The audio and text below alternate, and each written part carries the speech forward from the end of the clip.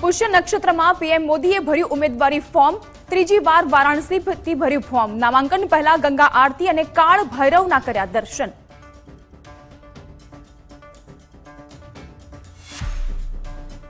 ભર ઉનાળે આફતના વરસાદે લીધા 3ના જીવ। 40થી વધુ પશુના મૃત્યુ થયા। 270 ગામમાં વીજળી ગુલ।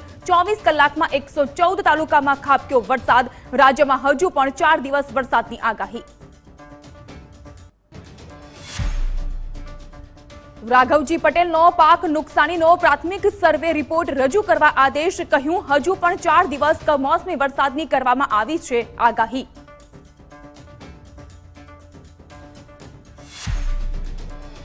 ભાવનગર જિલ્લામાં કમોસમી વરસાદથી તારાજી। કમોસમી વરસાદના પગલે કેરીના પાકને વ્યાપક નુકસાન। જુવાર લીંબુના પાકને પણ પહોંચ્યું નુકસાન।